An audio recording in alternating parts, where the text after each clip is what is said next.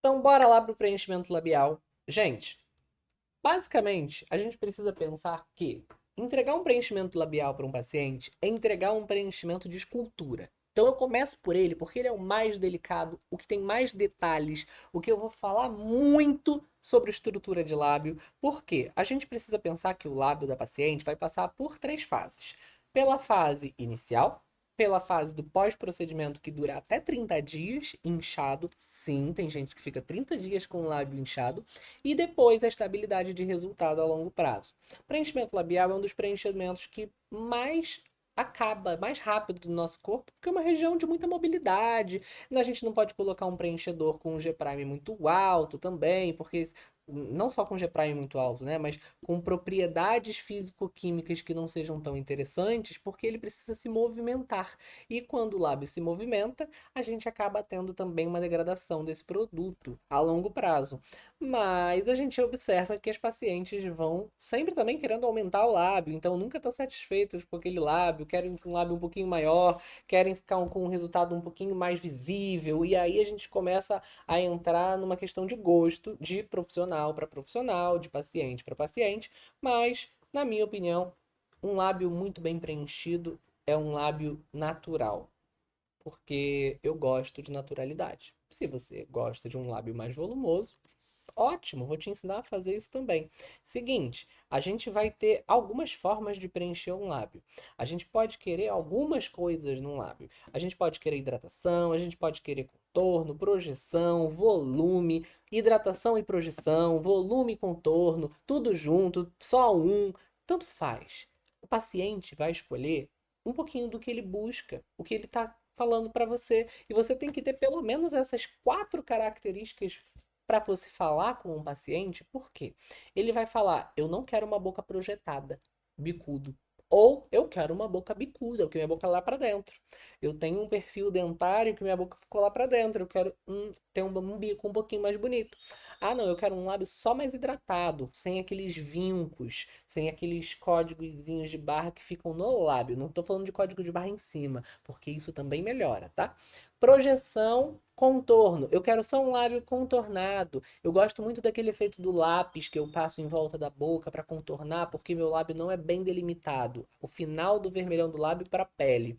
Ou eu quero volume, apenas volume. Não quero mudar o formato do meu lábio de forma alguma. Eu quero só aumentar ele um pouquinho.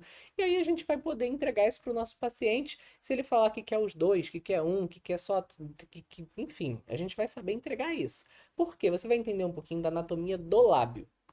A gente tem no lábio um desenvolvimento embrionário que, vamos pensar logicamente, a gente vai se desenvolvendo e fechando na cavidade oral. A gente pode, inclusive, lembra de pessoas com lábio leporino? Pessoas com lábio leporino têm aquela fenda nasopalatina e ali onde não fechou.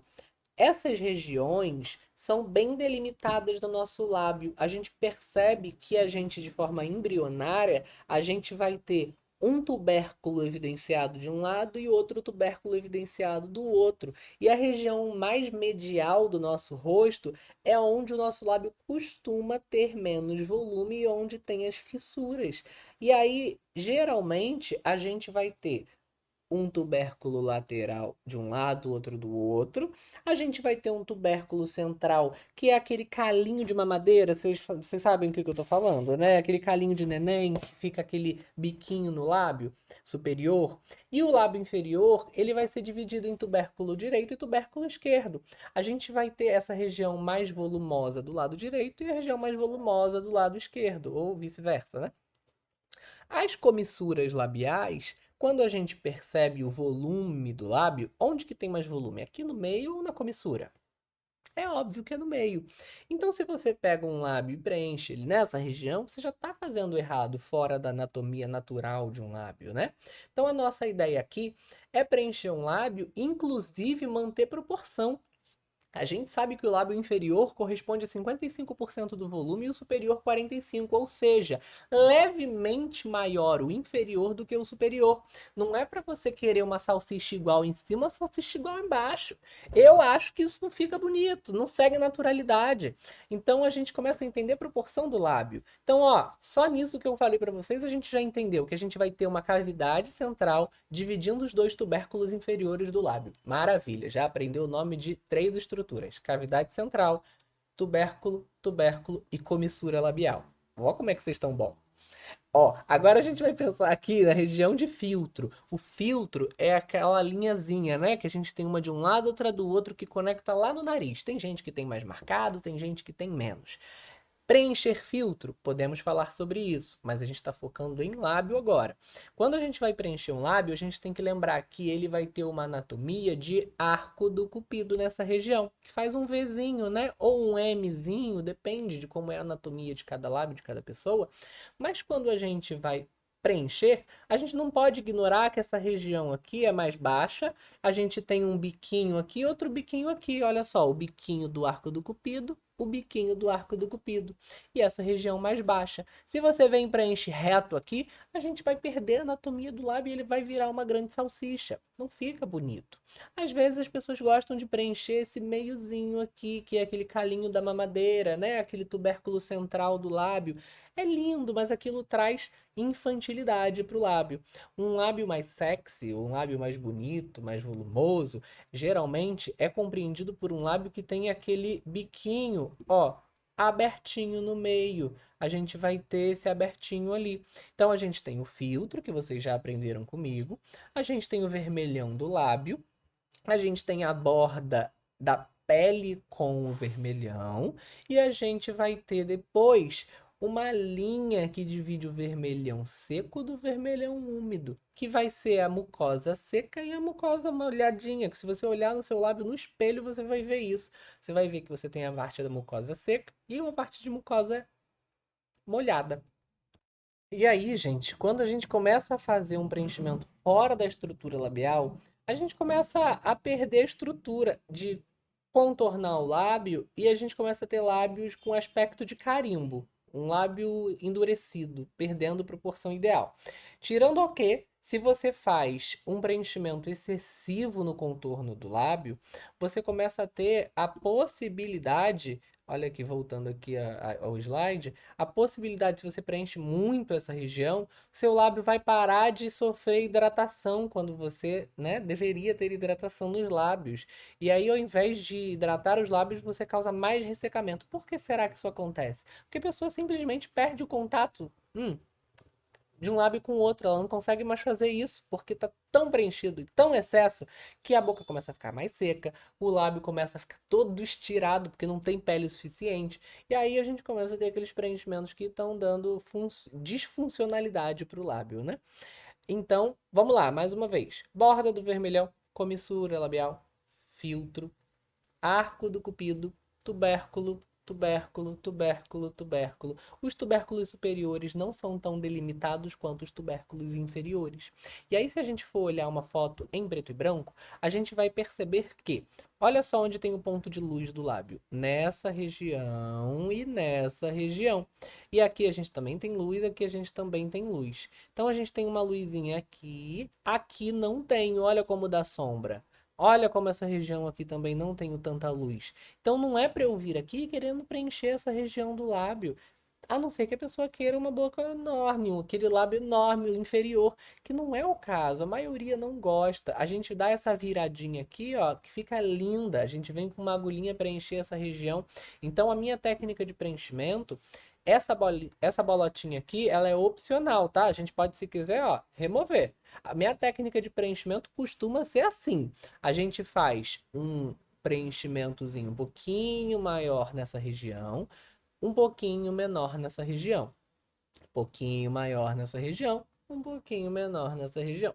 Mesma coisa no inferior, seguindo a regra de proporção, um pouquinho mais do que no superior, pouquinho também. Pouquinho mais do que o superior, um pouquinho também. E se eu quiser inverter esse cantinho de baixo, eu vou fazer essa retroinjeção. O que que é uma retroinjeção? É quando eu vou injetando, puxando, tirando a seringa, injetando enquanto eu tiro. Então a gente começa a ver que o lábio em movimento também precisa manter características anatômicas, porque a pessoa sorri, ela se movimenta, ela precisa se expressar, e é dessa forma que a gente começa a pensar nas nossas técnicas de preenchimento labial. Quando eu preencho com agulha, por exemplo, eu posso fazer contorno, mas o Gustavo hoje em dia não gosta de fazer isso aqui. Não gosto de fazer esse contorno e eu vou mostrar para vocês por quê. Quando a gente vai fazer esse preenchimento aqui, que eu chamo de técnica russa, ou pode ser chamado de várias formas, a gente está fazendo como se fosse um leque. Eu entro com minha agulha aqui, venho com ela até o final e retroinjeto. Eu só injeto o preenchimento quando eu estou puxando a minha seringa. Eu nunca injeto preenchimento empurrando. Eu vou vir até o final, injetar, tirando até sair aqui em cima. Venho de novo, faço isso de novo. Venho de novo, faço isso de novo. Aí vai ficar um biquinho aqui. Você vai vir e vai fazer a mesma coisa aqui do lado. Se ficar um bico aqui, outro bico aqui, aí sim você entra aqui no meio e faz um pouquinho nessa região.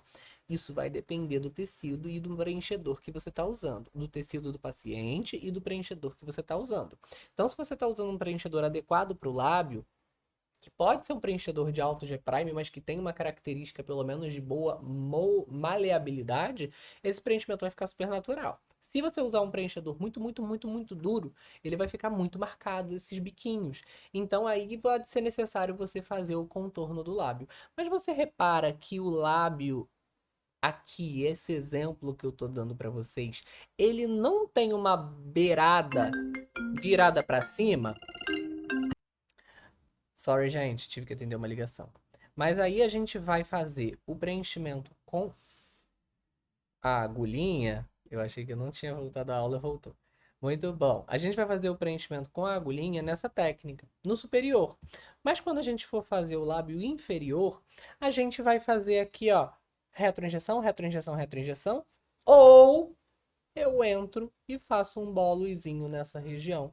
Entro e faço um bolozinho nessa região e depois eu acomodo com a mãozinha. São possibilidades, minha gente. Quero fazer com a cânula, Gustavo? Posso? Pode. A minha técnica com cânula, eu entro pelo pertuito aqui, ó, eu faço um furinho, porque a cânula não fura.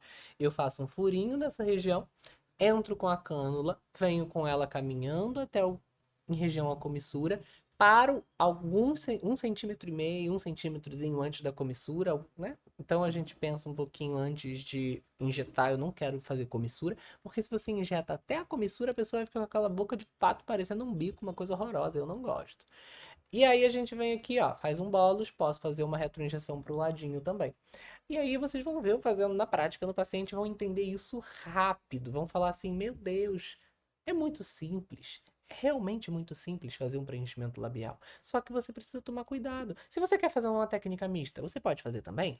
Pode. Você pode fazer cânula e agulha. Alguns pontinhos com agulha, outros pontinhos com cânula. Olha esse exemplo. Em azul com agulha, em branco com cânula. Eu faço assim? Não, depende. Eu quase não estou usando mais cânula para lábio, mas eu prefiro fazer com agulha agora. Mas eu usava muito e os lábios eram lindos, então eu prefiro agora com a agulha que eu consigo dar mais refinamento ainda. Mas se você se sente mais confortável para fazer com a cânula, vamos embora fazer com a cânula. A gente precisa tomar alguns cuidados quando a gente está com a agulha, por exemplo, porque a gente tem uma artéria muito importante passando no lábio. Vamos entender essa imagem, tá? Olha só, quando eu vejo aqui, ó, tá escrito pelos. Pelos. E aqui dentro, ó, mucosa. Mucosa. Glândulas labiais. Ó, borda livre, músculo orbicular da boca. Então, esse vermelhinho é o músculo orbicular da boca. Quando a gente vai preencher, olha só o que que tá aqui. Pelos, concorda comigo? Isso aqui é a parte de baixo, aqui, ó. Pelos. E essa daqui é o lábio. Músculo orbicular da boca tá aqui. A artéria, em grande maioria das vezes, passa lá atrás do músculo, na parte mais interna, mas às vezes ela passa dentro do músculo. ela passa superficial.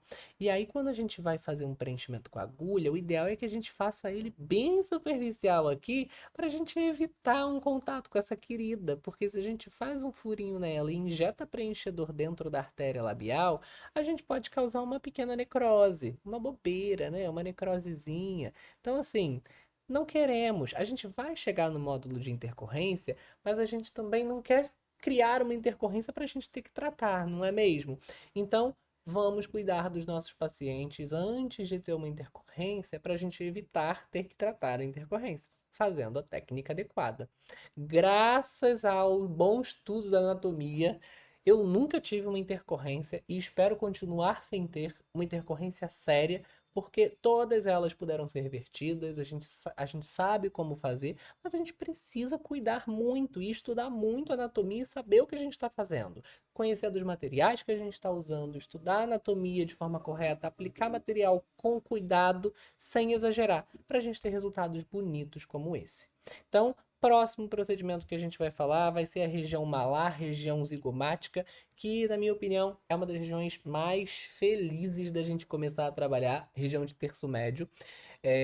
Vou falar para vocês que o meu curso de preenchedores básico, antigamente, ele era preenchimento labial e região de terço médio de face.